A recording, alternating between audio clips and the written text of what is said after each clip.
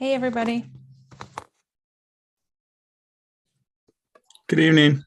Good evening. Hi there. Tony's going to be phoning in. Hello. Hello. Rick, it's nice to see you. I don't think we've seen each other for quite some time. No, and it's nice to see everybody. I'm sitting in for Ashley. She's on a well-deserved vacation. Yes, good. Good for her. It's nice that you let her out of the office every now and again. Yes. Cody, how are you? I'm well. How are you? I'm very well, thanks. Cody, where do you live in the village? Are you familiar with Turtle Rock Apartments? Yeah, sure. Yeah. Just off Prospect Street, kind of tucked back there. Yeah, nice. I'm just a little north of you on Oakwood Court. Okay. Nice little dead end here. Yeah. Yeah, I've been in these since I moved to the area almost 7 years ago. So it's been nice. Yeah, it's a great spot. I've known a couple of people who've lived there, and Yeah. it's a really nice place to be. My dad lived there for a while. Oh, really? Yeah. So yeah, that's a sweet, kind of tucked away, not obvious place, you know? Yeah, it's definitely unique in the town because at night I feel like I'm in the woods, but then I'm 2 blocks from Main Street. Yeah. Yeah, right, exactly. Yeah. John, you're right over that way too, right? Yeah, yeah, we're neighbors pretty much. Yeah. Yeah, if he jumps a fence, he's in my property. So yeah, it's definitely, yeah, I'm right there I'm on the corner. So yeah. Yeah, the to get in and out of the complex, you have to circle around his house pretty much. Cool. Hi, Charles. Hi, Stana. Hi, Carrie. Allison. Hi, how are you? Well, thanks. How are you? Good, thank you. If you hear screaming kids in the background, it's bath time. Same. Same. You hear screaming from me, call the police. Everything is supposed to be pretty chill today.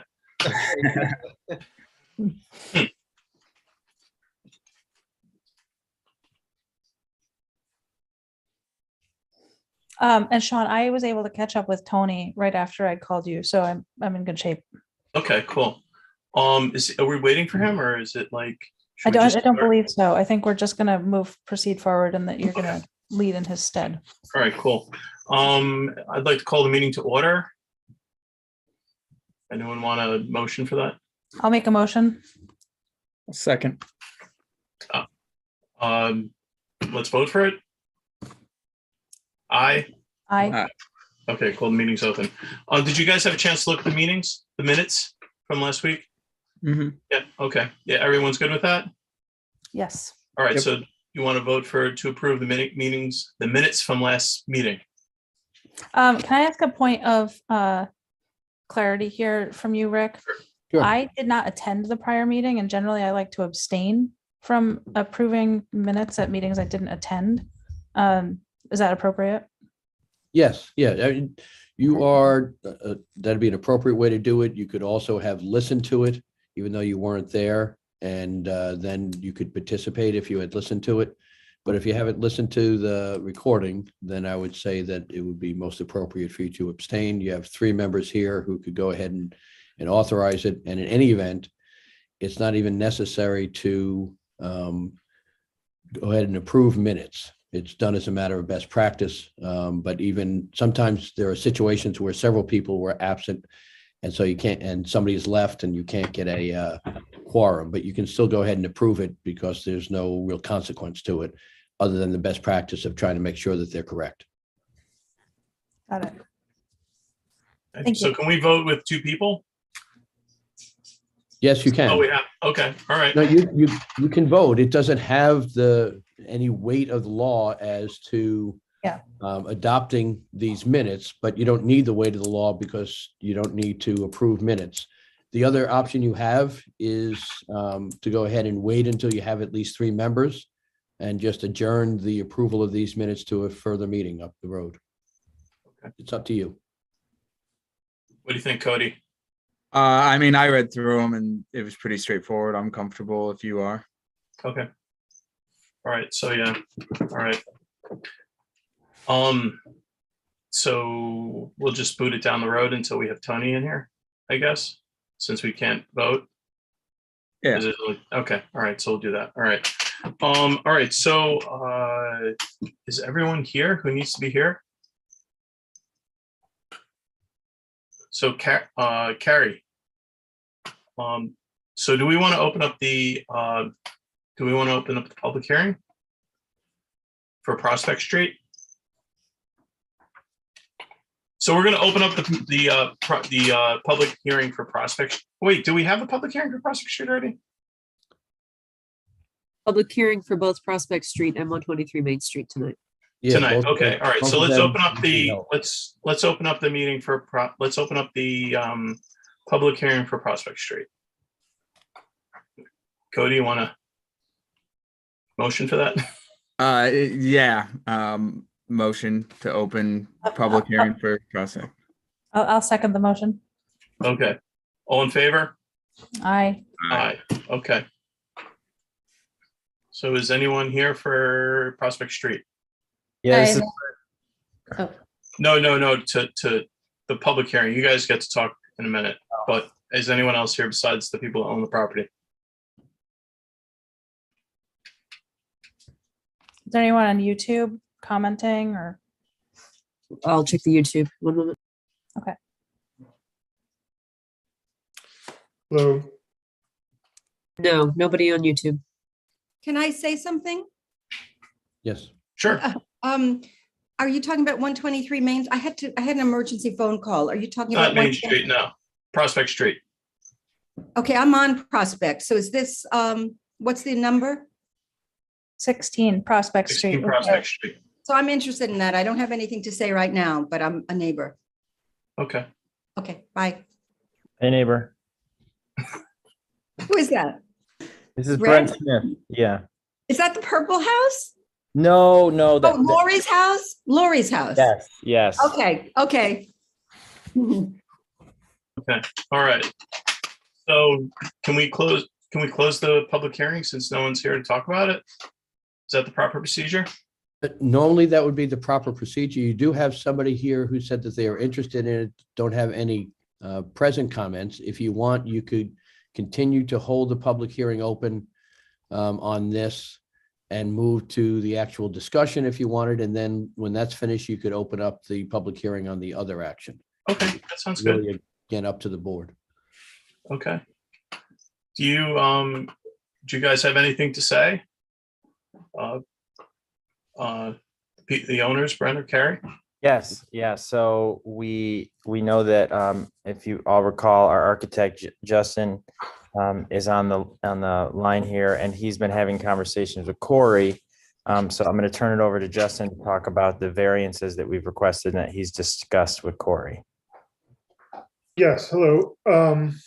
Yeah, so when we ended the last month's meeting, we discussed clarifying what the variances were and how much we were asking for. So I had a meeting with Corey. I believe we followed up with a summary email, which I was told was forwarded to the board. I think that's a good place to start as just a clarification. It was a clarification for me, but I think it's a clarification based on our last meeting. So the idea is that there are 2 variances relating to the required setback or distance of a accessory structure to side and rear lot lines. So in this case, we have 2, one to the rear lot line and one to the southern side lot line. The 0.3, as Corey pointed out, the height of the deck is less, so this is going to the north, is less than the distance to the side lot line in a way that side is not requiring a variance. The dimension of the required distance for the rear and the south side is 23.9, which is the proposed height of the garage once we've added insulation. And I have revised the site plan. If you guys should have that, I'm happy to pull that up on my screen if I can share my screen. And I've clarified the site plan to reflect all of that. I'd appreciate that, just so that I could be clear on the lot lines that we're talking about and the variances related. Yeah, so let me. Also, hello neighbors. I live just up the street from you. Oh, Hi. hi. Okay, so this is the revised site plan, and again, I've clarified the zoning calculation chart, which I think is helpful just to show that we're talking about these two setbacks. So to side lot line 1 and to the rear lot line for the accessory building, and then where that is, I've put these dimensions here. Mhm. So 23.9 is right here, 12 on this side, and 23.9 on this side, and that's the sort of dash long line that you see indicated. So the building is pre-existing non-conforming. So as Right. far as the distance to the rear lot line, it is the distance from the required dimension to the back of the garage. So that's 21.4. And then on this side to the south, what I'm calling the south lot line or side lot line 1, it is from the required dimension to the edge of the building, and that's 9'10". So what Corey pointed out was that from this side, the required distance is 12-foot minimum or equal to the height of the building. And the height of the deck above the carport or above the parking space is 11'7". So in other words, 12 foot would rule. And the edge of the deck is beyond 12 feet at 16.9. And the building itself, which is tall, right, is 28.9, which is beyond the 23'9". So in other words, as it approaches side lot line 2, that in and of itself doesn't require a variance. It's just to the rear and to the side lot line 1, or the south side lot line. And just to clarify, what is the distance that you are proposing to have the accessory building from the rear yard setback? 21.4, which is what it is existing.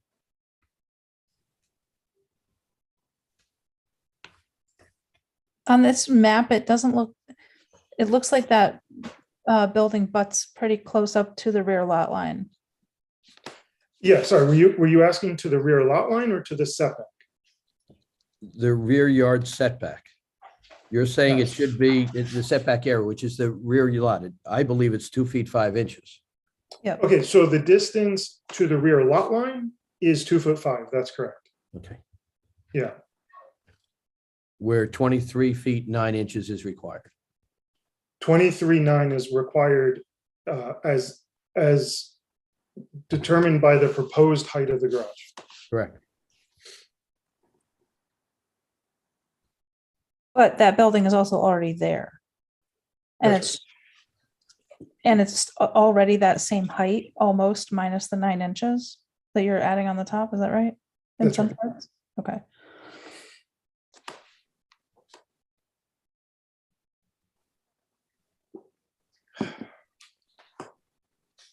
So we're just materially deciding on what's the actual decision that we have to make about the rear lot line variance here? whether or not to grant it, and that's based upon the 5-part test that we'll go through and people will comment on. And your ultimate decision as to each one of these 2 variances is whether or not balancing all of those factors, and you can give different weight to each one of those factors and not equally weighted. So you Right. could weight, for instance, a substantial variance greater than you do the community of the neighborhood, or change in the community of neighborhood, or vice versa, et cetera. Right. So it's the 5 factors which we'll go over, which we can then discuss and see how everybody feels about each. But it's those determinations, and then make a determination based upon that balance, whether you believe that a variance should be granted. Before we go through that test, though, we really need to be closing the public hearing and then having you deliberate. So I think asking questions before we go through the test on either one is the appropriate thing right now. So Rick, could you read out the each individual proposed variance? Like what are each of the individual proposed variances? Okay. And that's what I was starting to do. And Okay. that is, with respect to the first one, the building is going to be 2.5 feet from the rear yard, where 23 feet 9 inches is required. All right. So under anybody's definition, that's going to be a substantial variance. Yeah. But there are other issues to be weighed in that balance other than substantiality. And the second one is to have the accessory building 13 feet 11 inches from the side yard, where 23.9 is required. Okay. Thank you for that clarity.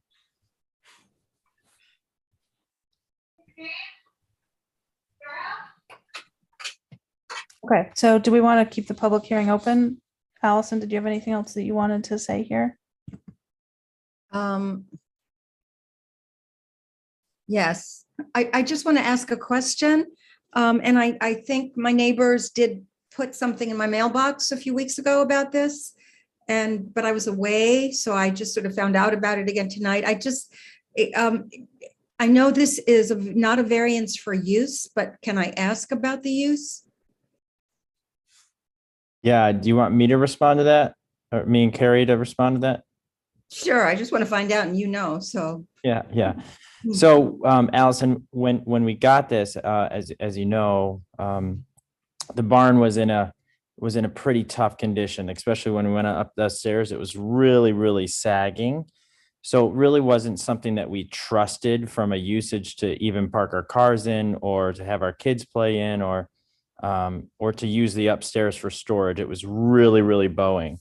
So we've been doing work on it just structurally, trying to get it back where it feels stable.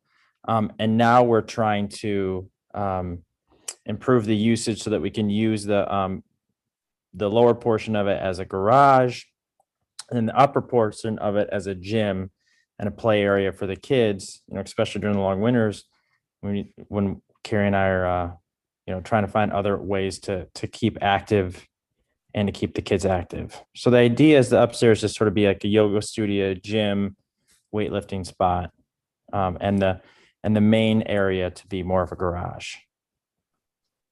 So I have a question now for the board is if Brent and Noah move at some point, which I hope they don't because they're good neighbors, can somebody else then use that as a rental? Because this is an R2 district, or would they have to apply for a use variance? All right, I'll take a shot at that. First of all, although the use may be of interest, any variance that would be given to the size and location of the structure will go forward with the land, no matter who owns it in the future, Right. and they are not bound to use it for the same use that Right.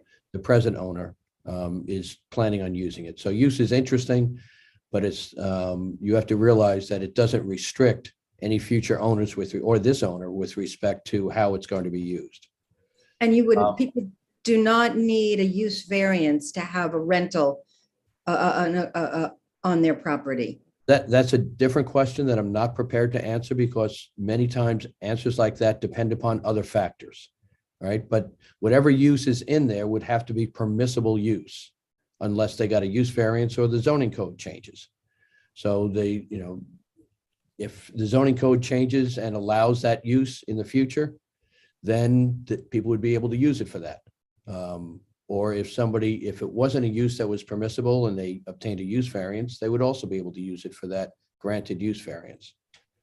But the use of it is as it is right now. Corey has looked at it, and the use proposed is a permissible use. And that's really as much interest as the present intended use is to be. But other than that, this board is going to determine really just the physical locations of the building vis-a-vis the side and rear yard lines. Thank you. Thank you. Okay. Good questions. I think that if there are no All right. other public comments, then The building inspector did comment on that. He said that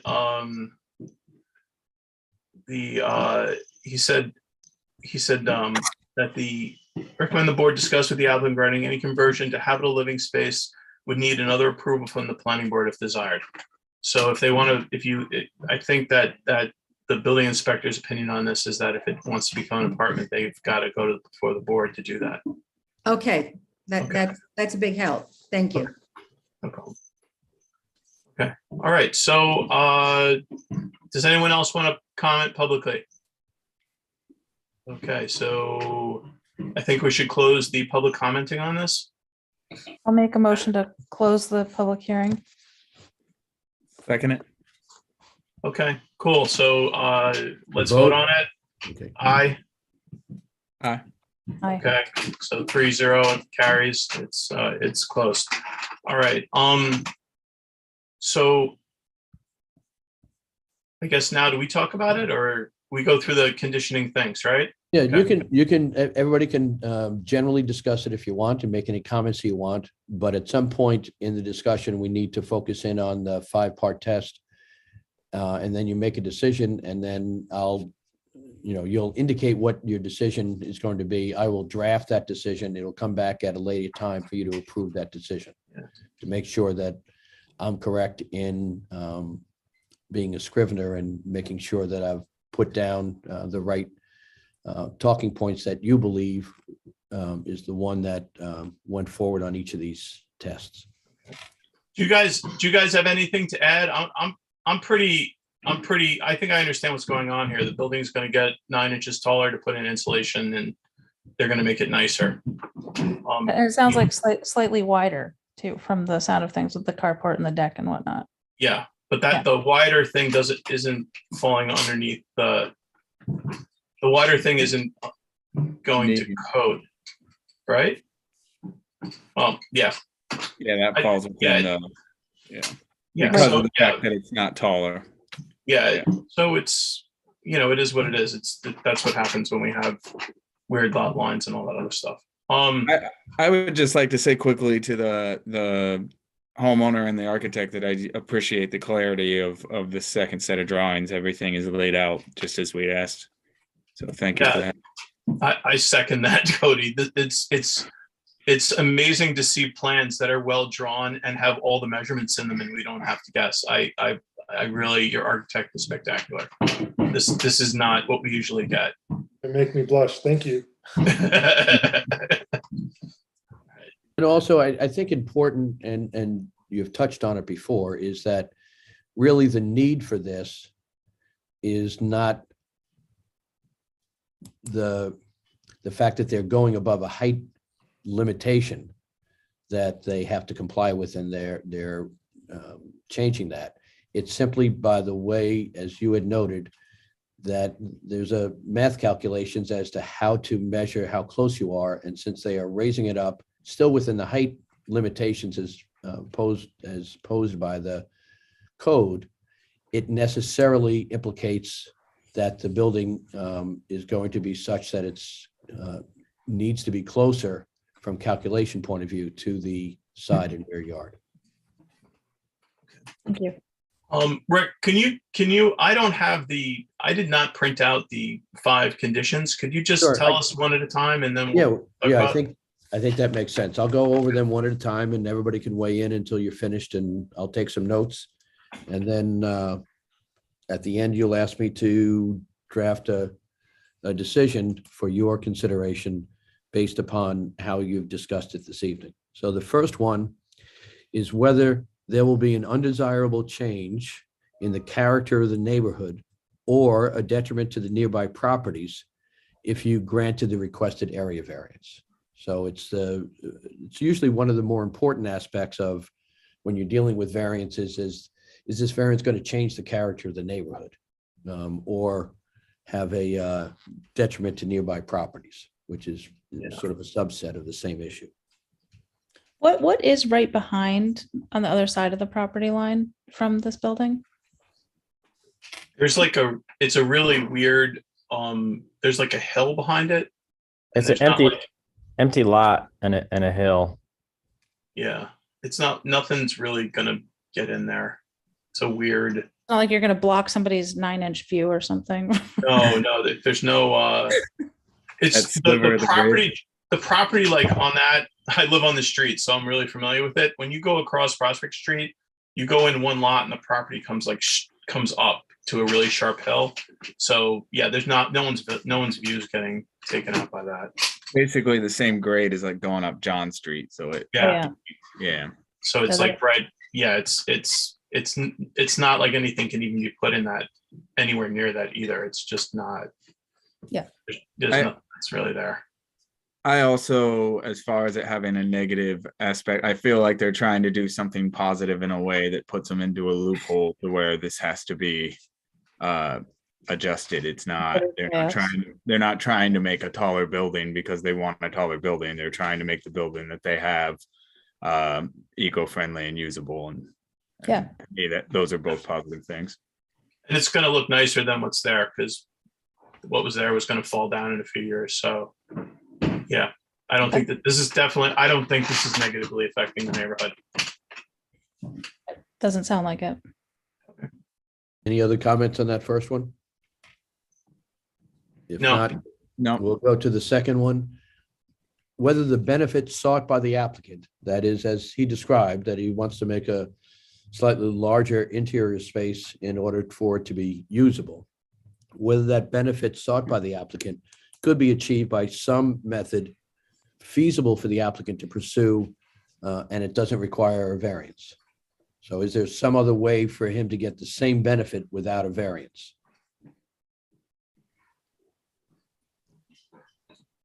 Not unless they completely move the whole thing. Yeah, no, I don't see how you could do that. and the fact that the building itself is in line with other buildings in the community, in the area, like the size and structure of it, I don't think that that's really like having a different style structure would actually have more of a negative effect to gain that. You know, it is interesting that on Prospect Street, there are a lot of these barns. Yeah, there's like 5 or 6 of them. Yeah, there's a lot. I mean, you look, it's sort of a strange thing. I don't think there's another street in the town that has this kind of thing. It's sort of a neat. I mean, there's one next door. Can you fix that one too? That one looks like it's ready to fall down. All right. Any other comments on whether or not the applicant could achieve the same benefit they desire without a variance? Which is in enlarged square footage. Slightly enlarged square footage because they're raising the roof 9 inches, although some of that is going to be accommodated by simply insulation, which doesn't get you usable square footage, but it does increase the square footage. But it's basically, could they, by raising it 1 inch, achieve the same benefit that they're after, right? Because then that would be less of a variance.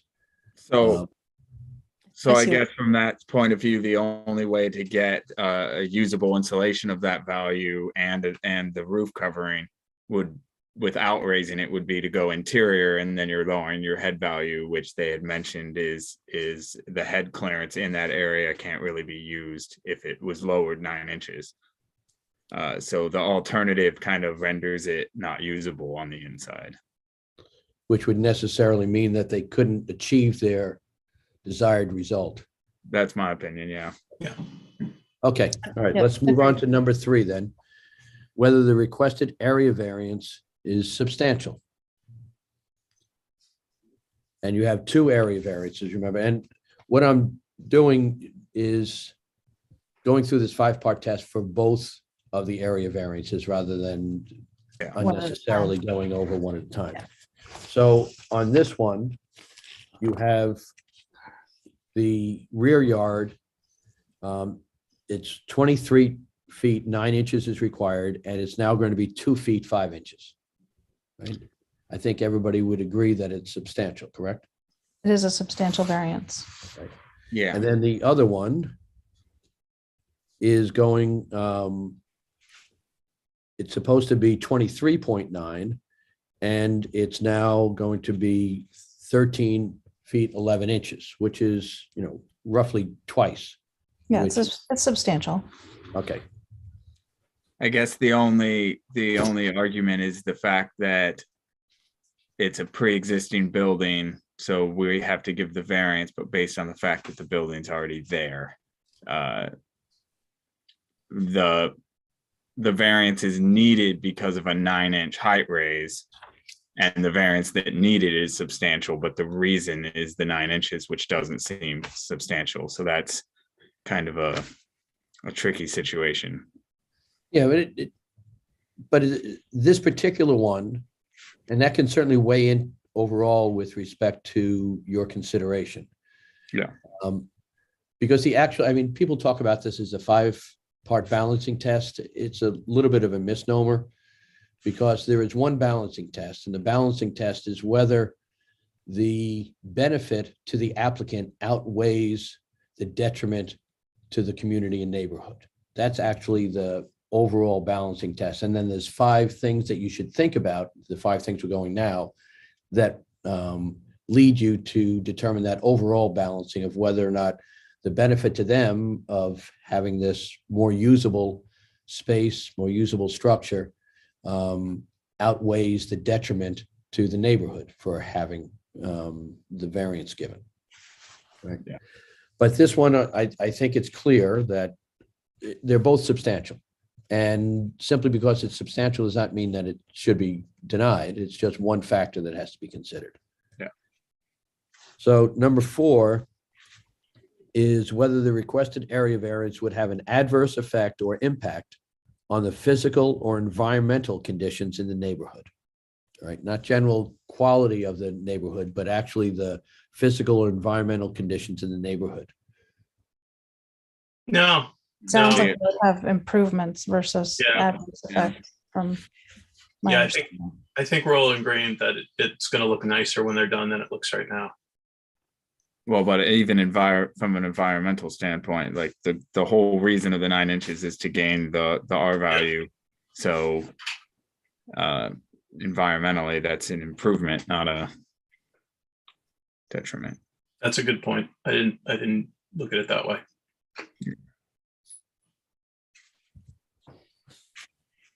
All right. And then the final one is whether the difficulties in order to go ahead and request this variance were self-created. Right. Isn't everything always self-created, Rick? I probably about 95% of requested area variances are self-created. You're absolutely right. But there is a category where somebody needs a variance because the zoning code has changed, and that has put them into a situation where they now need a variance where before they didn't need that. And so one can argue at that point in time that the variance wasn't self-created, it was created by the changing. Or let's say a roadway went through and took out some of their property, and they weren't in control of that.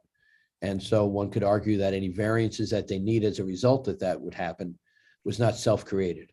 Yeah. So there are some circumstances But no, you're absolutely right. Almost all of the area variances are going to be self-created, and I think it's clear in this one. I'll hear it from everybody else, but I think it's clear from this one that it was also self-created. Yeah, I don't think, I mean, it's important that we don't necessarily think of that as a negative, but I don't think that there's really any arguing that it's self-created. It's wanting to do something for an improvement in your property or your situation that you decided to do. So. Now, Yeah. the final, even though there's one more issue that's usually touched upon when you're dealing with an area variance, this overall balancing test of benefit to the applicant versus detriment to the neighborhood, is that you are obligated to grant the minimum variance necessary to achieve the result that they want.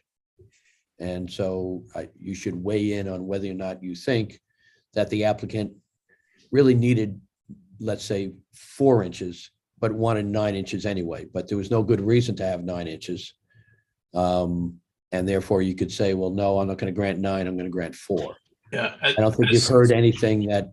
As someone who's aggressively insulated my own house, I'm not gonna, if they wanted another 3 inches to put more insulation on that, I'd be fine with that. I mean, insulation is where you put your money if you want to save energy. I mean, that's the cheapest, most efficient way to save energy, is to insulate the heck out of everything.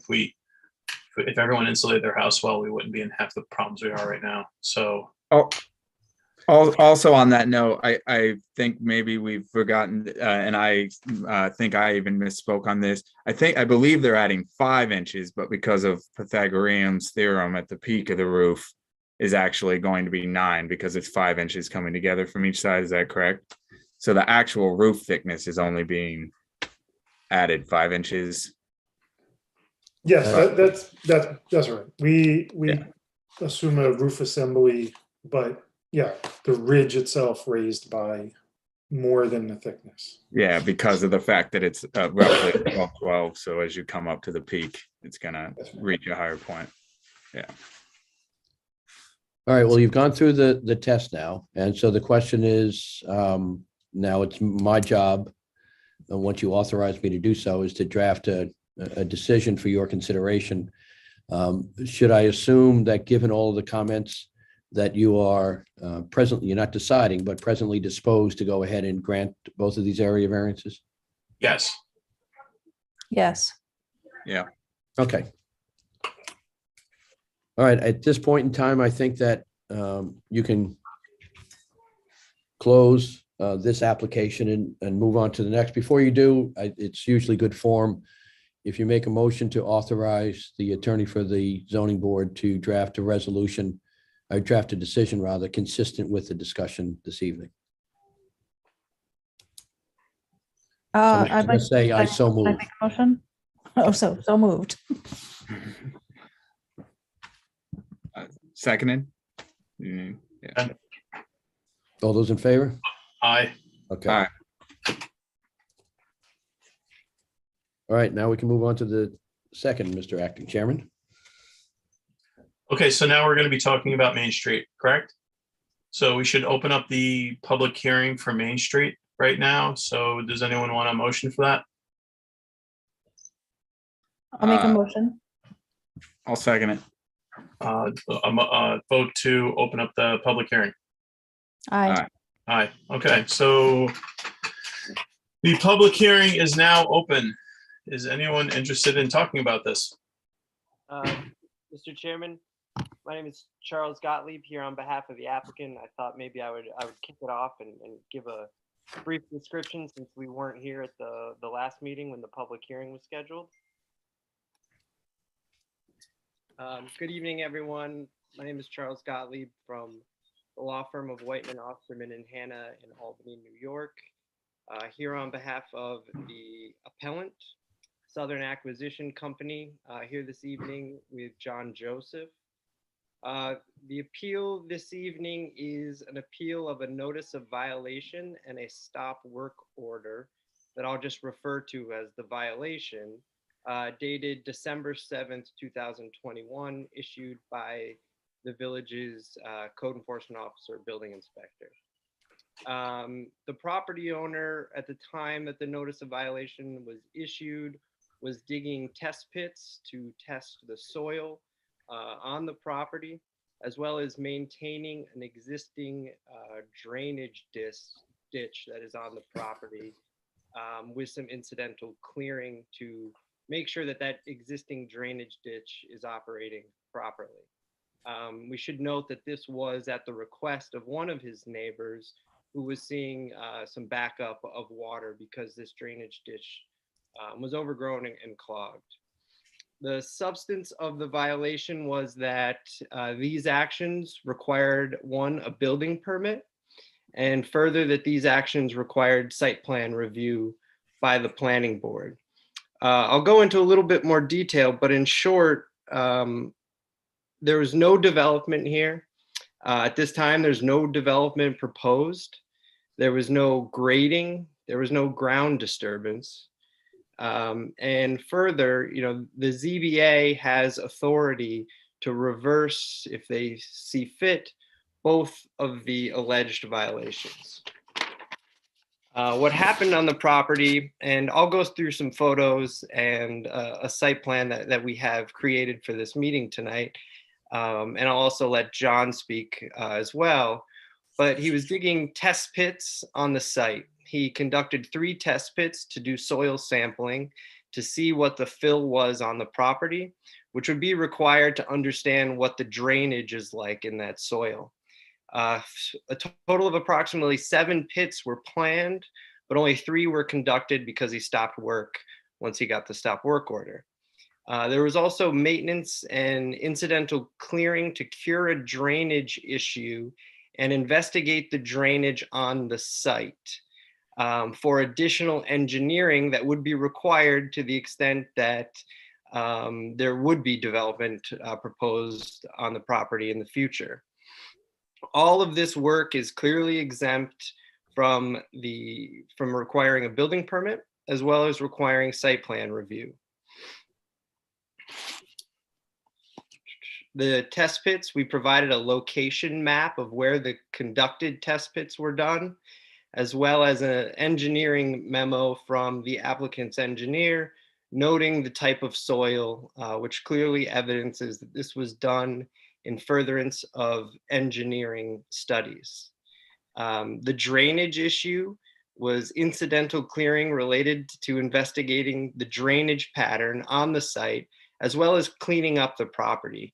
You can see from some of the photos that this is a vacant property with no structures and does need some cleaning up. Once the drainage ditch was cleared, you'll see in the photos that I'll show that the drainage started to operate properly within the existing channel. Further, we have photos that we submitted with our application that show the extent of the clearing included no old growth trees that would trigger a tree permit. So the alleged violation number 1 is that we needed a building permit for the maintenance as well as the test pits. The building inspectors cited a violation of Village Code 86-4, but I'd also like to point out that there is also a building permit requirement within the zoning code itself. The zoning code talks about building permits being required in Article 12. That's section 212-63. And because it's in the zoning code as well, this gives this board the authority to consider this alleged violation. Both of these sections require a building permit for the following actions: the erection, alteration, or converting of a structure, any work that needs compliance with the New York State Building Code or Energy Code, or any change of use on the property. Here, we argue that we do not need a building permit for the test pits and the clearing because there are no structures being built. Nothing was required to comply with the New York State Building Code or Energy Code. We were just digging holes and maintaining the property. And there's no change of use on the site. The site remains vacant. So as such, we believe that there's no need for a building permit here. Further, to try to find some hidden logic in the alleged violations, I looked into whether a tree permit would be needed in accordance with Chapter 191 of the Village Code. All of the brush that was cleared is less than 7 caliper inches in diameter. We have photos in the record that demonstrate that, so no tree permit was required. There was no cutting down of any trees in any right-of-ways or along any streets. There's also no need for any stormwater permit or stormwater pollution prevention plan because the applicant disturbed less than 1 acre of land. Moving on to alleged violation number 2, that the applicant needed a site plan approval. Excuse me. Yes. Okay. When you say that have you walked the property? I have not, but John. Okay, so who's saying that amount? Okay, so you're just, are you reading? You're basically reading us the thing you sent us. Is that what you're doing? Because we all read it. I'm making my presentation. There are a few things here that I would like to highlight that were not Okay. in the letter. Why don't you concentrate on those? Sure. Well, this is a public hearing. I just want to make sure verbally everything is on the record because I know sometimes the legal writing bores people and it's easier to hear things. Well, they've all read it. They've received it. It is a We've public all hearing. received it. We've all read it. We understand what's going on. You're Sure. This might also help members of the public, but I will be briefer. So the exemptions in site plan include short-term investigations, soil borings and test pits, and other disturbance related to engineering studies. The test pits were done to understand the soil and for engineering study purposes and to design potential stormwater plan on the property. The maintenance was for an existing drainage, to clean up and maintain an existing drainage that's on the site. Again, there is no project, there is no development, all clearing was incidental. In fact, to properly bring an application before a planning board, a property owner and an applicant has to actually do these things so that we don't undermine the planning board's environmental review process. Further, we have a site plan that I'll show you that shows a rough estimate of the extent of the land clearing as well as the ditch. There's nothing in the zoning code that says there's a limit to what is incidental to property maintenance, right? And this board and the building inspector cannot read such a requirement into the code. So with that said, Mr. Chairman, is it okay if I share my screen? yes.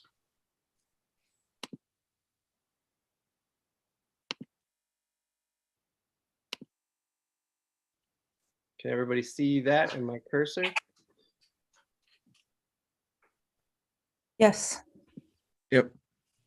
So you'll see there is a drainage ditch that runs along here. This was being clogged by debris and sediment and so forth. So that drainage ditch was then cleared to allow the flow of water in this existing drainage ditch to flow to this end of the property. You'll see the approximate area of the land being cleared is shown in the yellow line and then runs to the edge of where the mowing is. We also- Which property was it that it was causing a disturbance of drainage on? You had mentioned that the flow was causing some drainage issues on a adjacent property. Yeah, John, did you want to let them know? I just want to make sure I'm accurate. I believe it was right here.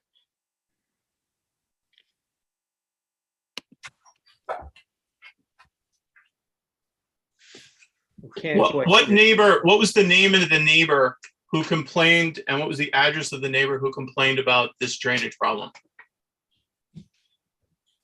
John, we can't hear you. I just want John to speak because he had those conversations with the neighbor.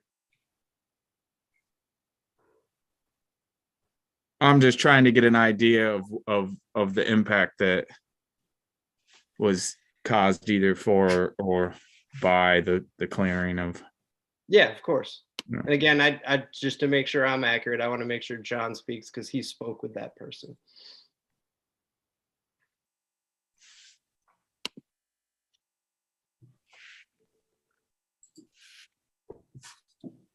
Mr. Joseph, you can hit the space bar and that will allow your mic to be temporarily unmuted.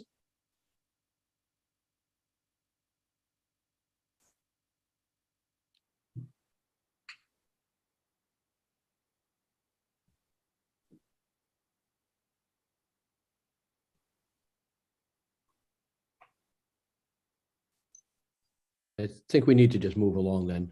Yeah. Okay, Well, can you send us the name, address, and phone number of the person who contacted you asking you to fix the drainage problem? Sure. Excellent.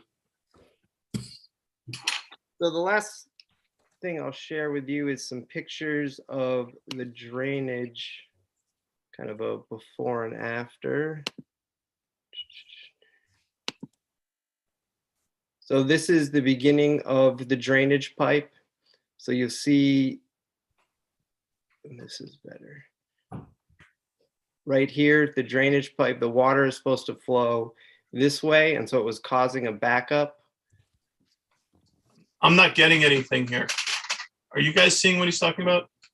No, my screen is frozen on half of the previous picture. Yeah, correct. Hang on. Boy, I can't wait till we get back to in-person meetings. Same. I agree. Let's see. You guys see that? Yes. Yeah. And if I scroll, is that no problem? So No this problem. is closer to Main Street. This was the existing conditions. And then right here, you'll see this was the drainage prior to the work. And you'll see it was not draining properly towards the back of the property. It's kind of the same photo. And then that's after it was cleared, and you'll see the drainage ditch again then functioning. And we'll submit these as well with the site plan that I showed in the beginning, along with the addresses. So, one of the other things I wanted to highlight is, again, it's our belief that there's no structures here, nothing was built, no building permit was needed, and that these routine maintenance and environmental testing and needed for the engineering studies is specifically laid out and exempt in the zoning code's site plan section. There's actually nothing in the code that I could see that would trigger any sort of permitting requirements for the actions that were taken on the property. So I do realize this evening is a public hearing, and I think probably once John is able to get vocal again, he'll have some additional clarifications for you guys. But certainly we can, Mr. Chairman, if the board has any questions you'd like us to address, we are here. I don't have any questions. Do you guys have any questions? Well, the public hearing is still open. Does anyone else want to talk about this besides the owner of, or the attorney of the owners or the property? Yeah, Allison, you can. Hi. So Allison Nash, 11 Prospect. I border on this property. And in the previous public hearing, you were talking about self-created hardships. This is such a good example of one because this property used to be 10 feet lower and was filled in without any permit. Trees were cut down without any permit. It had been a wetland and it was destroyed by filling in 10 feet of this property, which the owner at that time, and I don't know if it's still Mr. Toscani, it seems like it may not be, claimed through his own measurements that it was 0.98 or 0.99 of an acre. So nothing had to be done because it was less than an acre, but there were no independent measurements taken. So I just wanted to mention that because this caused a lot of grief to all the neighbors around. There were problems with drainage. There was a lot of noise.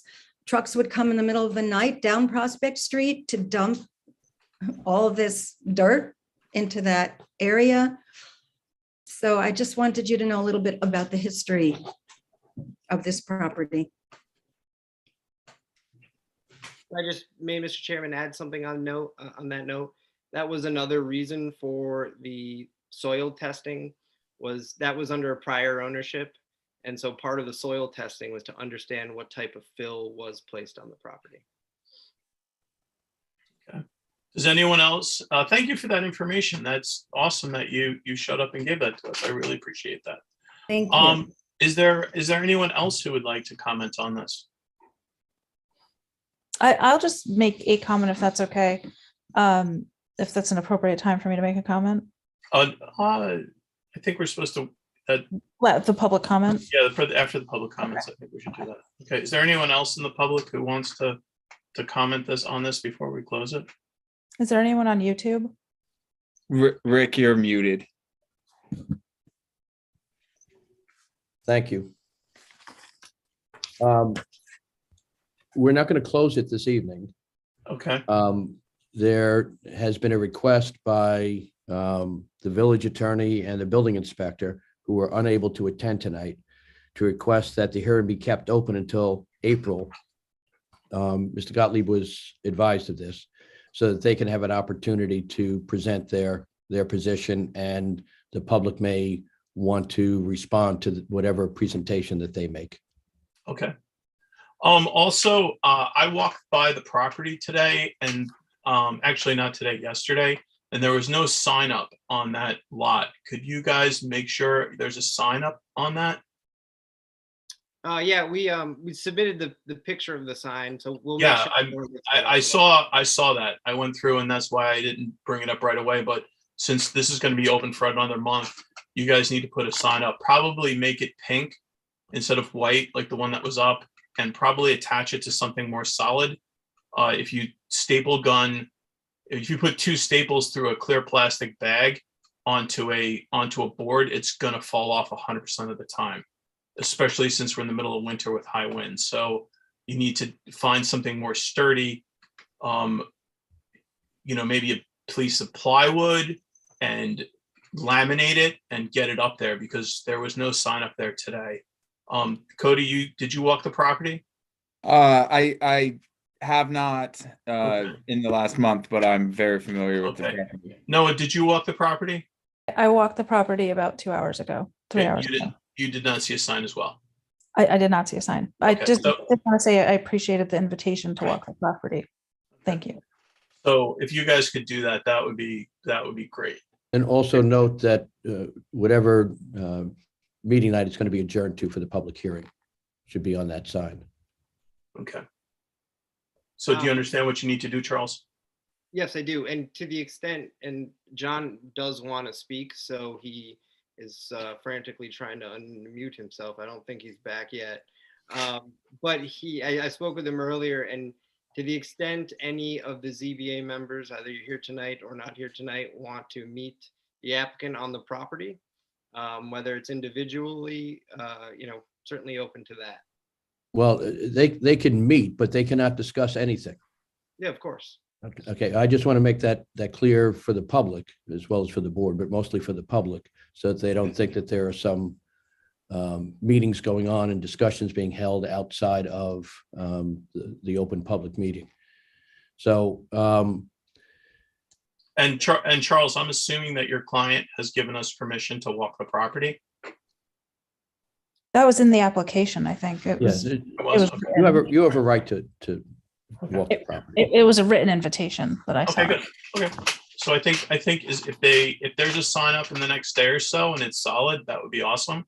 And we're going to keep the meeting. We're going to keep the public hearing open until next month. All right, you should make a motion to adjourn the public hearing to that specific date and time. I'd like to make a motion to adjourn the meeting to the next month. Anyone want a motion for that? What's the day of that?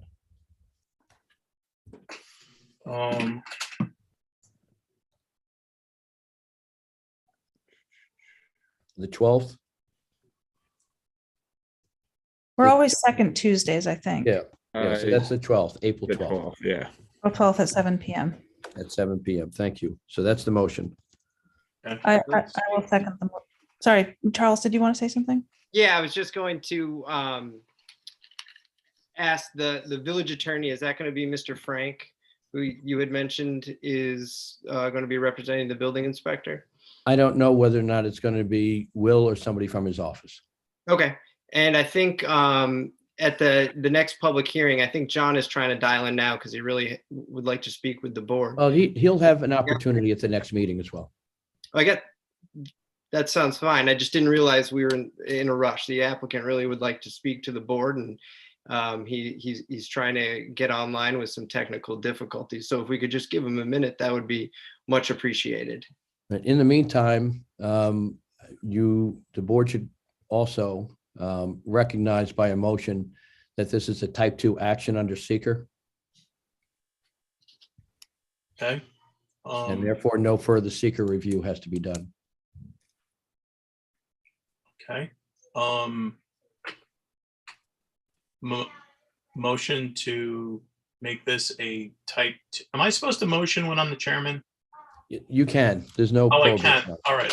I was under the impression I couldn't. All right. So I'd like to have a motion to make this a part. Geez, now you. To make So it it's a a part type 2 action under seeker, which means that the seeker review will be completed at that point. Hello, it's John. I finally was able to get in. Yeah. Well, just hold on for a second, please. Okay. I'll second your motion, John. Everyone vote aye. Aye. Okay. Carries 3. All right. So, John, what do you want to say? I think, John, I think you have to mute your computer or turn your speakers off. Oh, wait a minute.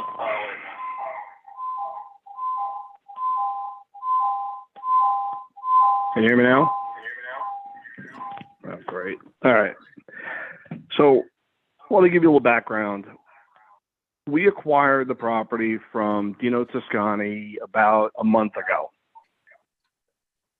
He did tell us that he had brought in a considerable amount of fill, which was part of the purpose of doing the test pits to see where the uncontrolled fill ends and what the soil conditions are under the uncontrolled fill. You guys asked about the neighbor. The guy that called about the drainage is PJ Savago. They own the property next to Murphy's. And if you go behind there, you'll see the drainage ditch discharges into that ditch.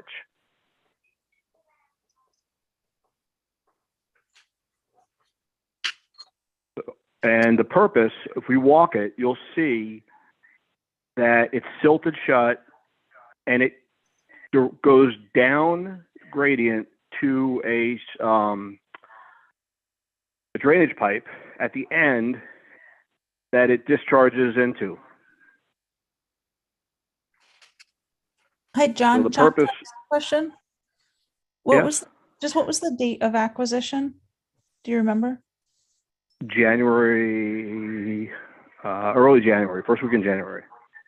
So this stop work order was issued in December. I'm just curious about sort of what's going on here from a timeline perspective, I guess, for us. Well, we were in the contract, we were allowed to do test pits and work to see what the conditions were. Got it. Understood. So you were under contract at that point and you were doing this work. Correct. Okay. Thanks.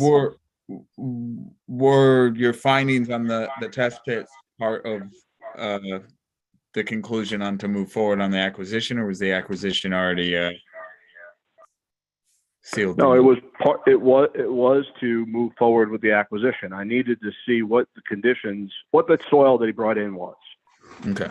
So we were satisfied that you could construct something on it, but we also went down to Virgin to see what the soil makeup was below that. Got it.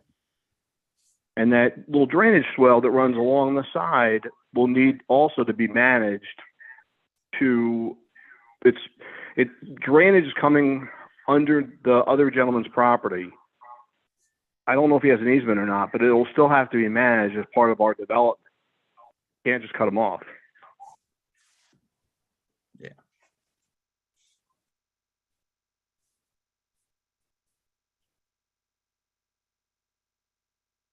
I don't know what other questions anyone has. I don't have any questions. I also do not. I think we will have another opportunity for discussion at our next meeting. Is that right? That's correct. I'm hoping that'll be in person. It'll be a little more successful at it. Can I ask- Sorry about my technical difficulties. Okay. Can I ask a question? Yes? So from what I understand about the current situation, if the property is less than an acre, all this work does not, or some of this work does not need approval. Is that correct? That's a Charlie question. Yeah, I can answer that. So in New York, you would need a stormwater pollution prevention plan for land disturbance that's over an acre. Anything Acre or under more. an acre, anything under an acre, the drainage still has to be managed, but it would be done so as a part of a development application. So will there be an independent person to measure the property? Because last time, all these problems were caused because the owner measured it himself. So, and it was so close to an acre. Just would like to know if there could be an independent person to measure it. Sure. So the building inspector in his notice of violation approximated, and I think the number was about 4,500 square feet of brush clearing, which is well under an acre, which is about 45 and change thousand square feet. But, at the time, well into the future, if there is a development application on the project, all of those types of environmental impacts will be studied by the planning board and the planning board's independent engineer and so forth. But the information that the applicant is gathering through the test pits and the drainage investigations is all done to try to understand what needs to happen on the property to cure all of these existing drainage issues. Okay, thank you. Are there any other people who want to talk during the public meeting? Okay, so we are going to have a motion to keep the public meeting open until the next meeting, right? And then we're going to meet next month about this. On April 12th at 7 On p.m. April 12th, right? Right. Okay, so I motion that. Anyone want to second it? I'll second. Oh, didn't we sorry. already do this? We skipped that one. We talked about it and didn't vote on it. Okay. We My voted fault. on the secret. We voted on the other one. That's right. Secret. you're right. So, yeah, so how are we voting? Everyone? Yep. Everyone, 3 ayes. Okay, so that's it. I don't think we have anything else to talk about, right?